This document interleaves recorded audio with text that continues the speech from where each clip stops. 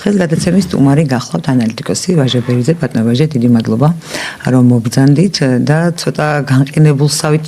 თემა მინდა შემოგთავაზოთ, მაგრამ მაინც ძალიან არსებითი, იმიტომ რომ სანამ დონალდ ტრამპი გახდებოდა ამერიკის შეერთებული შტატების პრეზიდენტი, ერთი წელი გავიდა, მას შემდეგ სულ სხვა რეალობა იყო მსოფლიოს ერთ-ერთი თუ მაშინ ერთადერთი არა ძლიერი სახელმწიფოსგან და ეს იყო თქვათ აი ამ ფერადი რევოლუციების ექსპორტი, ერთნაირად ქორწინების, ეს ჯერ კიდევ ობამას დროს საფუძვლად ჩაყრილი ტენდენცია იყო თუ რეალობა იყო, მაგრამ ასე თუ ისე საერთაშორისო სამართლით რაღაცა ნორმები იყო ხოლმე დაცული, მიუხედავად იმისა, რომ რაღაც გადამეტებული წნეხი მაინც იგრძნობოდა თითქოს ადამიანის უფლებების დაცვის მიმართულებით, განსაკუთრებით ის რაც უკავშირდებოდა სქესს. მაგრამ ახლა უცებ დონალდ ტრამპმა განაცხადა, რომ არანაირი საერთაშორისო სამართალი არ არსებობს, არსებობს ზნეობა, ოღონდ დააკონკრეტა, რომ მისი ზნეობა და არა ზოგადად ზნეობა, რომელსაც ეძებს და მისდევს კაცობრიობა უკვე თავისი არსებობის განმავლობაში და ყველა რელიგია ამას ემსახურება და საერთოდ თუ მისტიკურად მიუდგებით ამ საკითხს და წმენის თვალსაზრისით, ჩვენი არსიც ეს არის, რომ განვიხვრდოთ საბოლოოს და შევუერთდეთ შემოქმედს და ღმერთის ჩანაფიქრი ახსოვდეს დედამიწაზე, მაგრამ აი ამერიკის შეერთებული შტატების პრეზიდენტმა გითხრა, რომ მისი ზნეობა არის გამსაზღვრული, ოღონდ ჩვენ არ ვიცით რა პოსტულატებს მოიცავს მისი ზნეობა, არადა ჩვენ თუ არ შევთანხმდით ამა თუ იმ ცნეების, ამა თუ იმ მოვლენის, ვთქვათ, შინაარსზე, მაშინ ეს გამოდის ასოებისა თუ ბგერების უაზრო რახარუხი და ვიცით, რომ სამეთყოლო საკომუნიკაციო ენაც სწორედ შეთანხმების შედეგია და ჩვენ ვიცით, რომ აი მაგიდაში რამდენი რა სიტყვაც ეს უკვე გამოხატავს ამას და ეს ასე შემდეგ, ეს ძალიან მარტივი რამ არის. მაგრამ ისევ ვიმეორებ, ჩვენ არ ვიცით როგორი არის დონალდ ტრამპის ზნეობა, თუმცა ვიცით, რომ მაგალითად მან თქვა, რომ მოიტაცა ვენესუელის პრეზიდენტი, რაოდენ ცუდიც უნდა ყოფილიყო ან კარგიც ის, ესე მოიტაცა და ამერიკის კანონმდებლობით სასამართლოში უნდა გაასამართლოს. მე ვიმეორებ კიდევ, რომ რაღაცა დაპყრობით ომებს მახსენებს 21 საუკუნეში,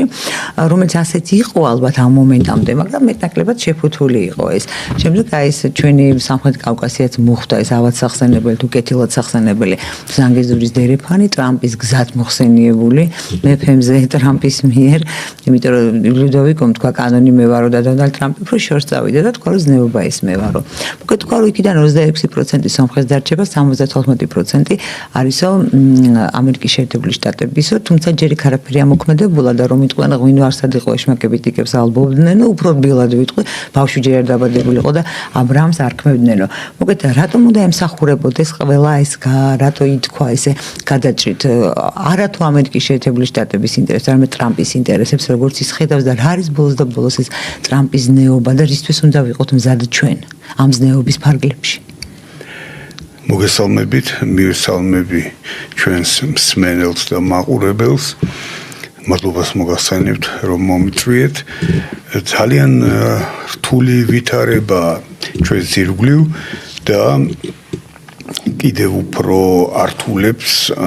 ამ სიტუაციას დღევანდელი ცივილიზაციის ლიდერის შეერთებული შტატების ვითარება ამ ქვეყანაში, მისი ახალი ლიდერი, რომელიც თქვათ შეიძლება ვიღაცას მოწონს, ვიღაცისთვის კატეგორიულად მიუღებელია, განსაკუთრებით იმ ლიბერალ დემოკრატიის, რომელიც ფაქტობრივად მეორე მსოფლიო ომის შემდეგ დომინირებდა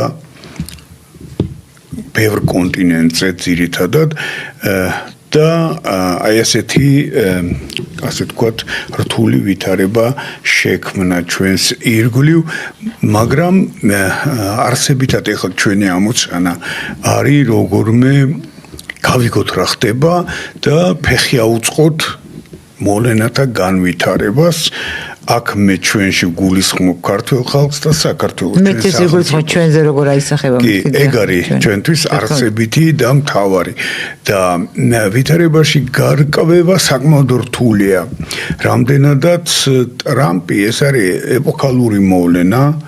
მისაკული გამონათქვამები, რომელთაგან ერთი თქვენ მოიტანეთ და არის ფრიად სახალისო, ექსტრაორდინალური და მე უფრო მეც ვიტყოდი ექსტრავაგანტური. ძალიან საინტერესოა და თუ მყისიერად არ მოახდინეთ რეაგირება ამ ცვლილებებზე, ну ჩვენი სუვერენიტეტიც ისევე გაქრება, როგორც ის თქვა დიდი ხნის განმავლობაში არ არსებობდა ფაქტობრივად სპეციფიური ვითარება მოგეხსენებათ არსებობდა ჩვენს ქვეყანაში გიორგი ბრწყინვალეს ეპოქის მერე და ასეთივე უფრო მძიმე ვითარება შეიძლება შეიქმნას, რადგან ხელოვნური ინტელექტი თავისთავად მისასალმებელი მოვლენაა, მაგრამ ის აჩქარებს დროს და აჩქარებულ დროში მათ შორის პოლიტიკაშიც საარსებო საკითხების გადაწყვეტისასაც აუცილებელია მყისიერი მოქმედება. სხვა შემთხვევაში დიდი ბიჭები გადაწყვეტენ ყველაფერს თქვენს მაგივრად. და ამის გაკეთება, ვთქვათ, ყოველთვის რთული იყო, სხვათა შორის დეკლარირებული სხვა იყო და არსებითად სხვა ხდებოდა ჩვენს ირგვლივ, მაგრამ მაშინ რაღაცნაირად ქართველი ხალხი ახერხებდა თვითგადარჩენის ინსტინქტის ამუშავებას და საკმაოდ კარგად იყენებდა მახვილგონიურულად თავის ნიჭიერებას დამპყრობლებთან, დიდ მეზობლებთან ურთიერთობაში, ზოგჯერ მათ მართავდა კიდეც, თქვათ, როგორც ეს საბჭოთა კავშირის დროს იყო სტანდემი და არა მარტო ეს სტანდემი სტალინი ბერიას გულისხმობა მრავალი მართეს ის ქვეყანა და რაც თქვათ მარქსიზმ-ლენინიზმის სპეციფიკიდან გამომდინარე შეიძლება პატარა ხალხს მიიღო ჩვენ იმ პერიოდში მივიღეთ და ამაში გარკვეული წვლილი ამ ჩვენს ქართველებს კონდათ. Ну, იმიტომ რომ საქართველოში ხომ მოგეხსენებათ ძალიან რთულია სახელმწიფოს ჩამოყალიბება, რომელიც იარსებებს და წარმატებით იფუნქციონირებს, თქვათ, გარკვეული დროის განმავლობაში, თქვათ, მეტხანს, ვიდრე ეს ერთი საუკუნე. ამის გამოცდილება ჩვენ არა გვაქვს და შესაბამისად აქედან გამომდინარე ჩვენთვის ეს საარსებოდ მნიშვნელოვანია, აი ცვლილებების ალღოს აღება. ჩვენ ხო გვიჭირდა, როგორც აღნიშნე, სახელმწიფო შექმნა, სხვაგან ძალიან კარგები ვიყავით, კარგი მმართველები, თქვათ, სპარსეთში ყულა რაღაცები, ეგვიპტეში, ერაყში ეთნიკური წარმომავლობით ქართველები და შინაგანადაც ფიქრობ ქართველები კარგ ხელისუფლებას ქმნიან, წარმატებით უძღვებოდნენ საქმეს. საქართველოში, ну, არეალი არის მცირე, მასშტაბია მცირე. არეალიც არის მცირეც და თავისებურებაც განაპირობებს ამას ჯერ ერთი ადამიანური შესაბამისად მატერიალური და შესაბამისად ინტელექტუალური რესურსის არასაკმარისი ხასიათი მიუხედავად სხვა ჩვენ ტოლიერებთან მიმართება საკმაოდ წარმატებულობისა და რაც მთავარია ბუნებრივ ისტორიული გარემო, ბუნებრივ გეოგრაფიული გარემო მონტესკიეს თუ დავესესხებით მნიშვნელოვანი ფენომენია სახელმწიფოს შექმნის მიმართულები და როდესაც თქვათ ეს ქვეყანა არის ხევების და ხეობების ქვეყანა ეს ქვეყანა როცა არის თქვათ ტყეების,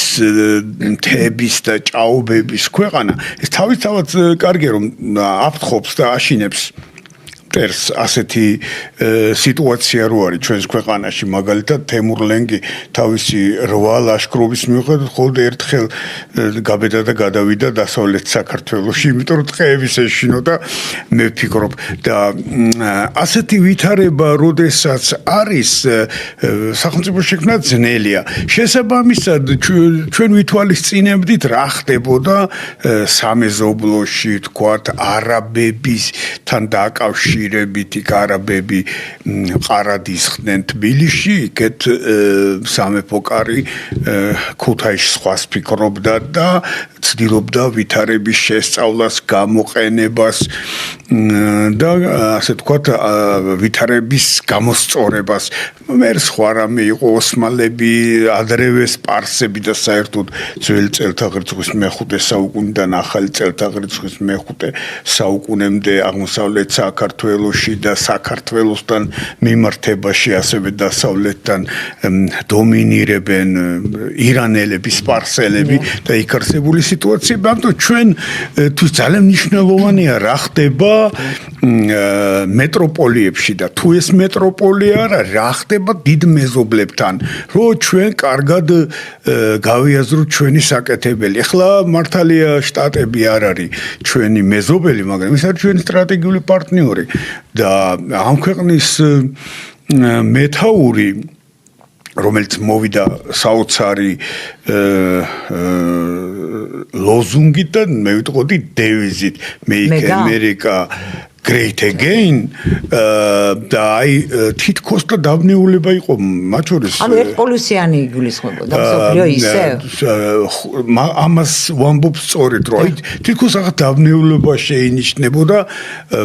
ანალიტიკოსებთან ჩემს კოლეგებთან თითქოს უცებ ვერც გავიგეთ რა ხდებოდა და სინამდვილეში იქვე ჩანდა და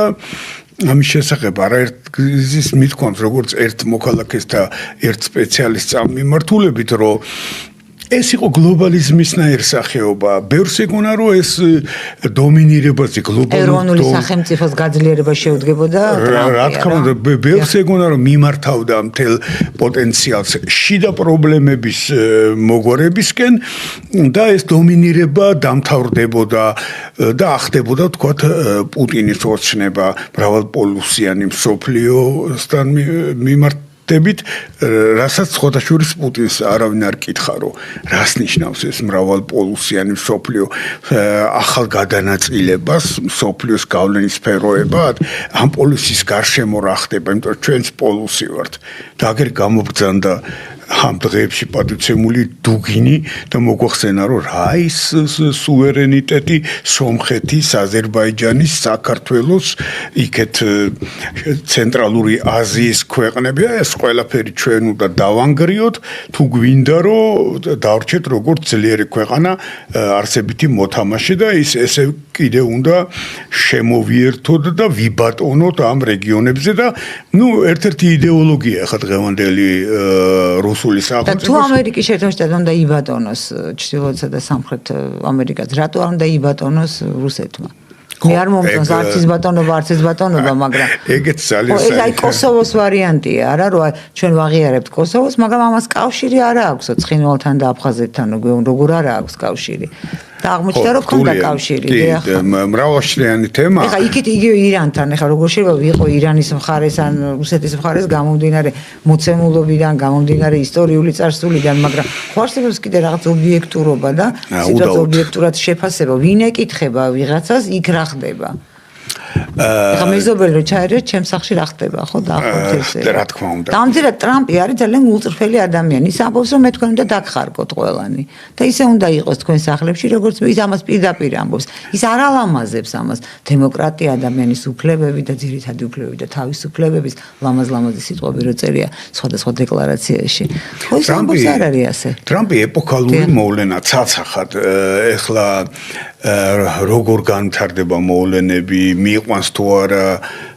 ჩანაფიქრს ბოლომდე ეს სხვა საკითხია და ამას ბევრი წინაღობა ემუქრება და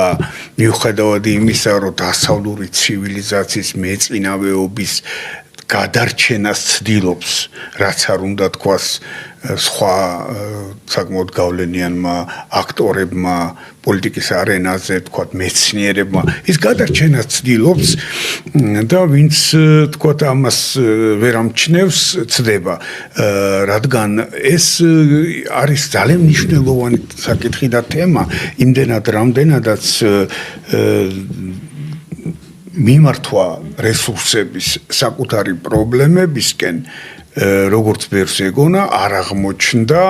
თვითკმარი სივრცის შექმნა რომელიც შიგნითაც მოწესრიგდებოდა ყველაფერი ეს აღმოჩნდა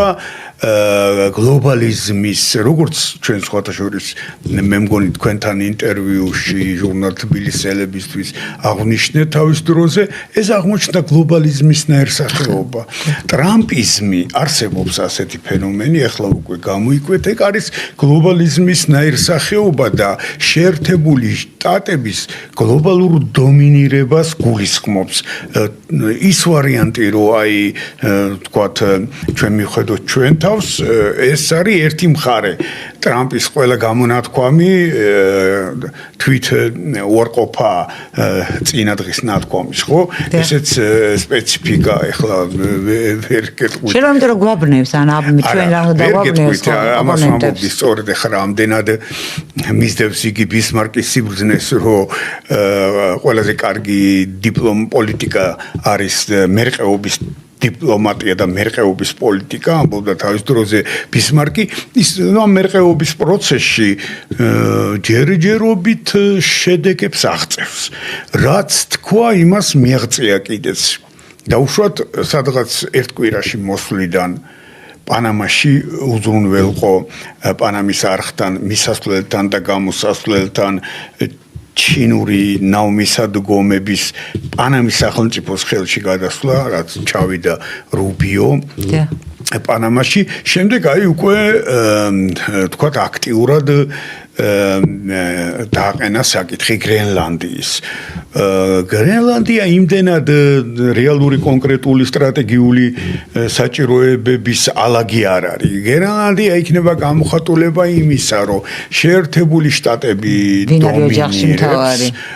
ის განკარგავს და განსაზღვრავს ყველაფერს,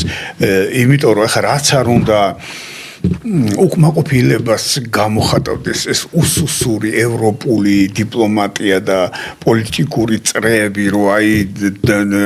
ეს თავის ჭკუაზე ასე ვთქვათ ყველაფერს აკეთებს ტრამპი, ეს ასე რა თქმა უნდა არ არის იმდენად რამდენადაც მეორე მსოფლიო ომის შემდეგ ჩამოყალიბებული საერთაშორისო წესრიგი ყველაფერს თავი დავანებოთ იმას, რაზეც თქვენ სამართლიანად შენიშნეთ, რომ სამართალი მე ვარ ამბობს ხო ტრამპი, ისე გაგრძელება უკვე აღარ შეიძლება, იმიტომ რომ მეორე მსოფლიო ომის შემდეგ რომ შეიქმნა ნატო, ძირითადად დასავლეთ ევროპის უსაფრთხოების მათ შორის ფინანსურ მატერიალურ მხარეს სამხედრო სამრეწველო კომპლექსის დაფინანსებას და შემდეგ შტატები იღებდა საკუთარ თავზე და მაგრამ გავიდა დრო და ეს რატო ხდებოდა, რომ თქვათ სოციალისტური ბანაკი იყო დიდი საფრთხე დასავლეთისთვის, ცხოვრების ფილოსოფიის წარმოების განსაკუთრებული ფორმა, რომელიც დასავლეთს მიაჩნდა და აბსოლუტურად სამართლიანად, რომ არ იყო დიდი პერსპექტივის მქონე და ეს ყველაფერი მიზანი მიღწეული იქნა. დასავლეთმა შეინარჩუნა მეწინავეობა, დაიბრუნა აღმოსავლეთ გერმანია, დაშალა სოციალისტური ბლოკი. ეხლა უკვე რაღაცზე უნდა იხადოს ამერიკამ, რომელსაც თავის პრობლემები აქვს, რომელსაც ჩაუვარდა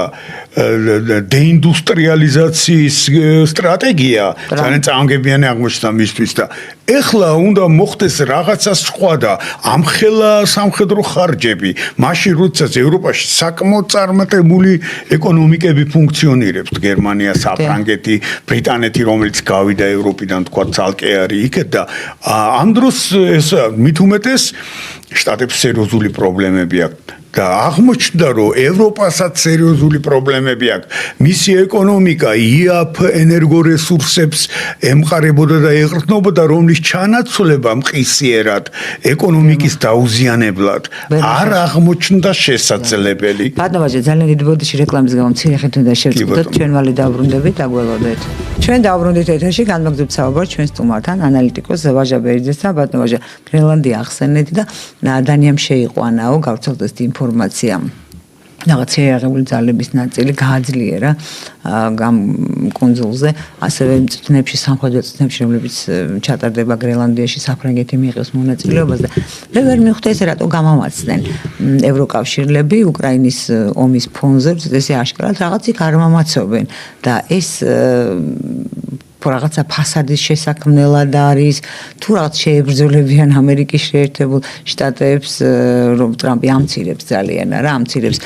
გრენლანდიასაც, ამცირებს დანიასაც, ეგ ორი ძაღლია, ჩვენ მოვერევით, მე არ ვიცი ეს რატო გახდა ნორმა. ეს საჯარო დამცირება სახელმწიფო გინდა მომწონდეს, გინდა არ მომწონდეს არ აქვს მნიშვნელობა პოლიტიკოსების, სახელმწიფოების და რატომ არიან ეს ევროკავშირლები გამომაცებულნი, რა იკითხება ამის უკან? ეს ფიქრობ მაინც განწირული ადამიანის გამოქცევას მერე რო გამოიქცეს თუ გამოიქცეს ეს უფრო უარესი არ იქნება? არა, თუნდა აჩვენონ ამერიკასაც და თავიანთ მოქალაქეებსაც, მოსახლეობასაც, რომ ისინი არსებობენ და რაღაცას წარმოადგენენ. სხვა შემთხვევაში მათ არსებობას აზრი ეკარგება. თავისთავად ტრამპი ბევრ აქცენტს უზუსტესად სვამს, მათ შორის იდენტობის შეცვლის საფრთხესთან მიმართებაში ისეთი ვითარება იქმნება, რომ ეხლა არ მინდა ძალიან რადიკალური და მოქნეული ფრაზებით ვისაუბრო, მაგრამ შეიძლება ვთქვათ გარკვეული დროის შემდეგ, ვთქვათ 100 წელს, 50 წელსაც კი შეიძლება ევროპის ზოგიერთ ქვეყანაში მას დასავლეთს, როცა ტრამპი აღარ იქნება, არაბულთემთან მოუხდეს ურთიერთობა, იმდენად შეიცვალოს ეთნიკური შემადგენლობა ევროპის ზოგიერთი ქვეყნის. შესაბამისად,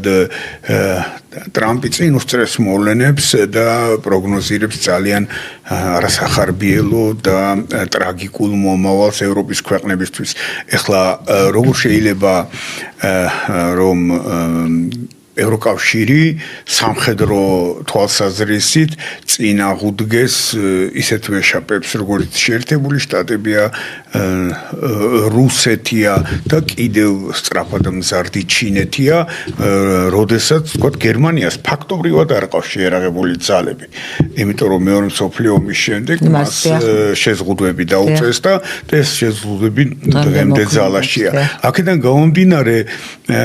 ვითარება უნდა შეიცვალოს. და ტრამპი ევროპის როლს ვერ ხედავს მომავლის, მსოფლიოს მომავლის არქიტექტურაში. მას მიაჩნია, რომ ეს ძალა გამოცვლილი ხალხია და ამას ვთქვათ იმიგრაციის კატასტროფული მასშტაბებით ცხადყოფს. რა თქმა უნდა, ტრამპი ბევრ ფუძემდებლურ და ფუნდამენტურ თეზას ეჭქვეშ აყენებს, შეიძლება ითქვას ზოგჯერ უარყოფს კიდეც, მაგალითად მუშახელისა და ფინანსების კაპიტალის თავისუფალი გადაადგილება. ის რასაც ტრამპი ქადაგებს ამ პრინციპის ფაქტობრივი უარყოფა და თუ მუშახელი თავისუფლად არ გადაადგილდა, მაშინ იაფი მუშახელი რაც არის ბევრი ქვეყნის ეკონომიკის წარმატების საფუძველი. იაფი ენერგორესურსის არ იყოს აბსოლუტურად მართლაც ვწანებთ, მაშინ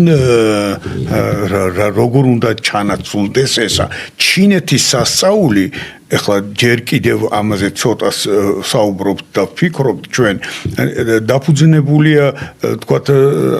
ამერიკელების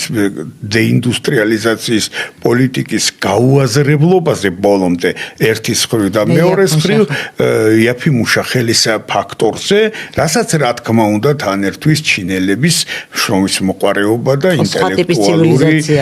ინტელექტუალური სიმწიფე და საოცარი ეს მოხდა, ხო? საოცარი მეტამორფოზა ძირითადი პოსტულატების პოლიტიკურ ლექსიკონში. მაგალითად, ჩვენ ვიცოდით, რომ ხოლმე დემოკრატია არის კეთილდღეობის, პროგრესის და ძლიერების წყარო. და თურმე აღმოჩნდა, რომ ამის გარეშე რაღაც თანა პროცესების მეშვეობით შეიძლება ერთპარტიულმა ღარიბმა, მშიერმა, მშრომელმა, მაგრამ დიდ გასაჭირში მყოფმა მილიარდნახევრიანმა ერმა ფაქტობრივად კომუნისტური სისტემის პირობებში, რომელსაც ერთადერთი თქვათ ერთი ერი ორი სისტემა, ერთ სახელმწიფო ორი სისტემა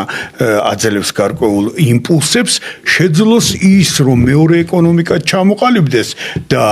რეალურად აიღოს კიდევ ასე ვთქვათ გეზი, რომ ერთ სულ მოსახლეზე მეშეპეს რაოდენობითაც დაეციოს შეერთებულ შტატებს შეიძლება არა უახლოეს, მაგრამ გარკვეულ შორეულ პერსპექტივაში, რაც შეერთებულ შტატებს ავტომატურად დაამხობს. ამიტომ არსებობს ტრამპი. და ასეთი ვითარება ეხა ევროპისთვის ასეთ საჭადრაკო დაფაზე თუ ბჟეჟინსკის ტერმინს გამოვიყენებთ, ევროპის ადგილი არ არის. რას წარმოადგენს ევროპა? ეს არის სამოთხე, ეს არის სოციალური დაცულობის მაღალი დონე, ეს არის ეკონომიკა გამართული, მაგრამ როგორც აღმოჩნდა, არა გარანტირებული პერსპექტივით და მომავლით. შიგნით არა, თვითკმარი არ აღმოჩნდა. არ აღმოჩნდა თვითკმარი და შესაბამისად, კიდევ რასაც ტრამპი და დივენს ეუნებიან ევროპელებს, რომ ესე იგი ეს მიგრაცია არის თქვენი კატასტროფის წინადღე და ამას ახლა 20 წლის წინ მაგალითად ხო სამწუხაროდ თუ სამედნიეროდ 20 წლის წინაც ამ სფეროში მუშაობდი, მე ვერავინ ვერ იტყოდა ხმამაღლა, რომ მიგრაცია ანგრევს ქვეყნების იდენტობას და მათ მომავალს. აი როგორ შეიცვალა ვითარება. ხედავთ, რომ მაშინ ეს ლიბერალური დემოკრატია საერთოდ გამორიცხავდა განსხვავებულ აზრს ლიბერალური დემოკრატიის მეინსტრიმულ ასე ვთქვათ მიმართულებაში კი, ახლა იმაზე არ ვლაპარაკობ, რომ სულ თავიდან როდესაც გამოვედი, ამ მიმართულებით დავიწყე მუშაობა, ვიგონდა რატო ჩვენ გვეუბნებიან, რომ ისლამური სახელმწიფო ეს არის ბოროტება, მიუღებელია, მაგრამ ეს ასე ვთქვათ თავისუფალი მედია არასდროს არ ამბობდა რა არის ისლამურ სახელმწიფოში მიუღებელი, თავისთავად ისლამი აბსოლუტურად ლეგიტიმური მისაღები, ტრადიციული რწმენა და რელიგიაა, მაგრამ ეს ისლამური სახელმწიფო თუ არ დაინტერესებოდი სპეციალურად ჩაუჯდებოდი და ვერ გაიგებდი რატო იყო აკრძალული იმათი ლიდერების, მათი შეხედულებების ასე ვთქვათ გამოყენება, ნახვა, პოპულარიზაციას არ ვამბობ, გაგება და გარკვევა იმაში რა ხიბად წარმოადგენდა ის. იყო ბრძოლა, მე აღმოჩნდებოდა რომ ეს ისლამური სახელმწიფო საერთოდ დასავლეთის აქტიური მონაწილეობით არის შექმნილი და ჩამოყალიბებული, რომელიც მე გარკვეულწილად გამოვიდა ასე ვთქვათ პატრონის დაქვემდებარებიდან და ხიფათი გახდა. უჯანყდება ხოლმე შემქმნელს ეს სწორი გამოვიდა მე ეს ყველაფერი დაისაჯა მე ეს ლიდერები დაიღუპნენ და გააქრენ უკვალოდ. ეს ძალიან საინტერესო შრეებია ჩვენი დღევანდელობის. ამიტომ რა თქმა უნდა ჩვენ უნდა კარგად ჩავიხედოთ, იმიტომ რომ აჩქარებული დროა. ჩვენ აღარა გვაქვს შესწავლის დრო, რომ აი დავაკვირდეთ რა. დინარის პირადი ჯდომის იმ იმედით რომ ჩამოატარებს. არავინ არაფერს არ ჩამოატარებს, თუ არ იმოქმედე, მით უმეტეს პატარა ქვეყანა ხარ. ესე იგი ტრამპიზმის ასე ვთქვათ ბატონობის პირობებში, ვთქვათ ამერიკამ მიაღწია თავის შედეგ, ყველგან თავის ჭკუაზე მოაწესრიგა ყველაფერი. პატარა ერების ადგილი სად არის? არის საერთოდ. პატარა ერების კი არა, დიდი ერების ადგილი აღარ არის ლამისა და ჩვენ ვზივართ და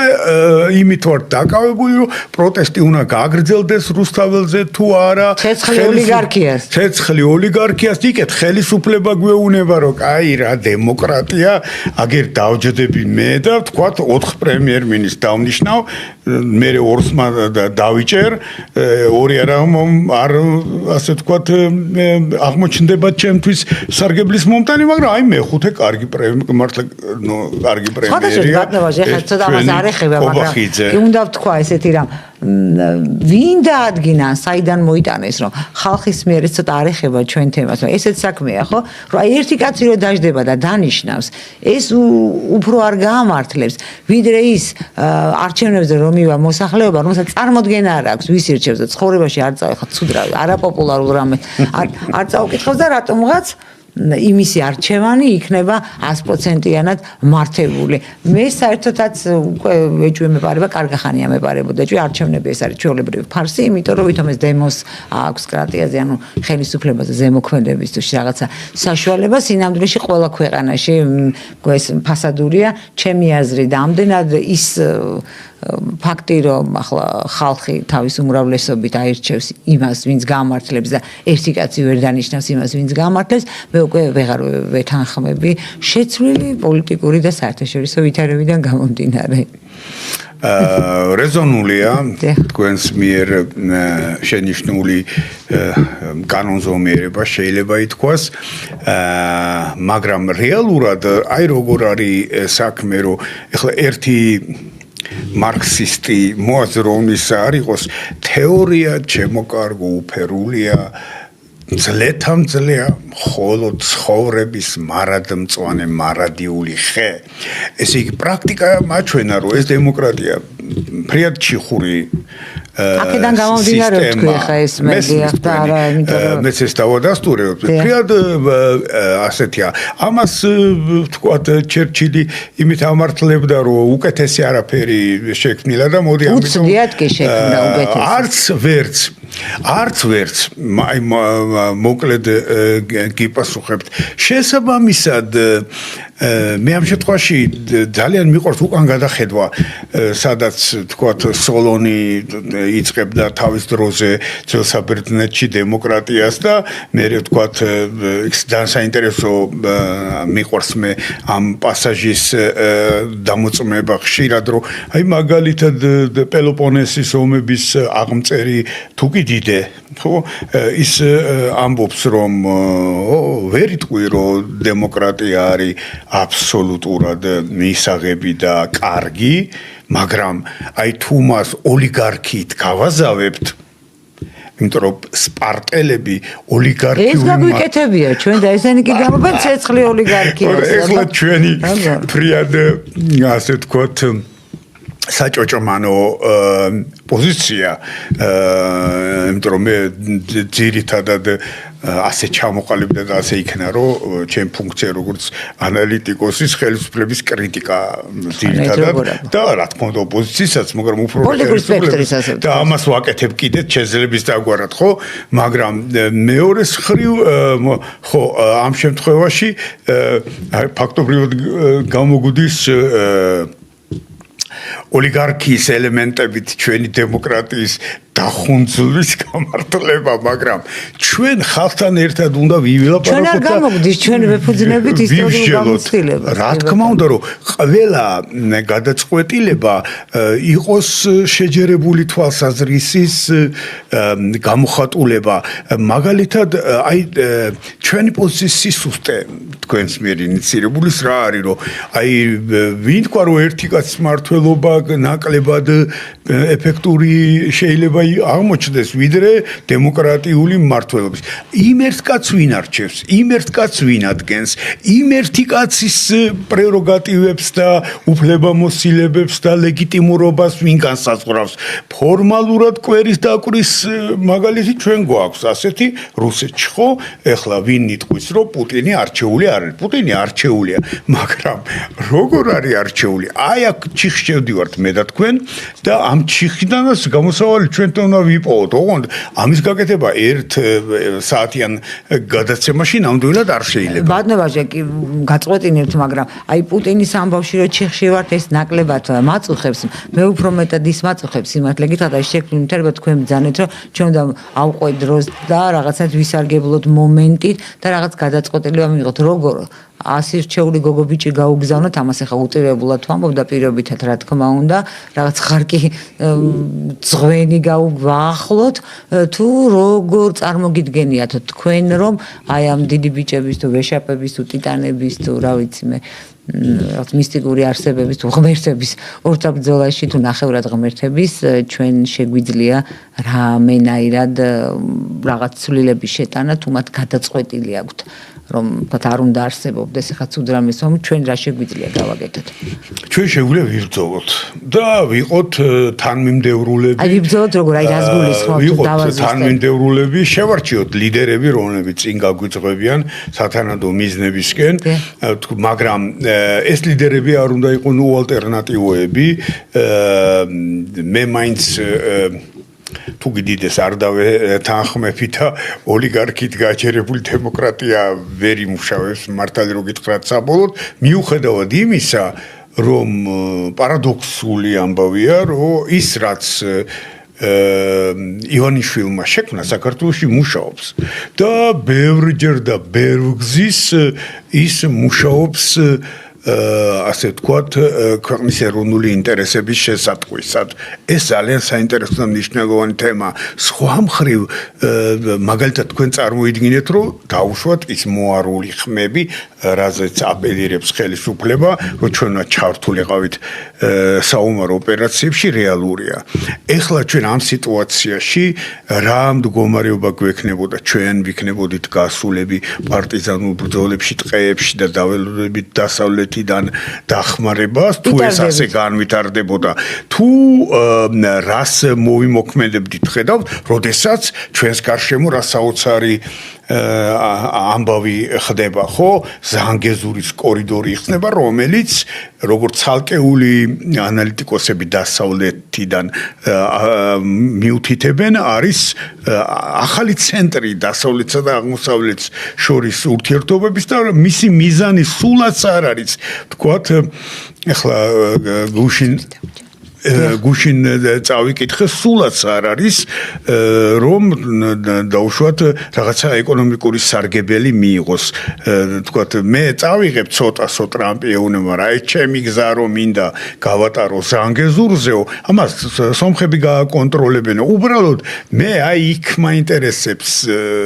გავლენა ცენტრალურ აზიაში იმიტომ რომ მას იქ ჩინეთთან მიახლოება უნდა და რუსეთის გადაბირებაც იმიტომ უნდა რომ ჩინეთთან გადაითრიოს ერთ ბანაკში რა ძალიან ძნელია ძალიან რთულია და მე მართალი რო გითხრათ მებრალება ტრამპი ამ თავის კოსმიურ განაცხადებში ხო სხვათა შორის ხო არ ვიცი ხა ალბათ მაგრამ ყოველს თავისი გზა აქვს გასავლელი ძალიან დიდი მადლობა ბატონო ვაჟა მადლობა თქვენ ძალიან დიდი მადლობა მაყურებელს მე თქვენ გემშვიდობებით და შევხვდებით ხვალ ნახვამდის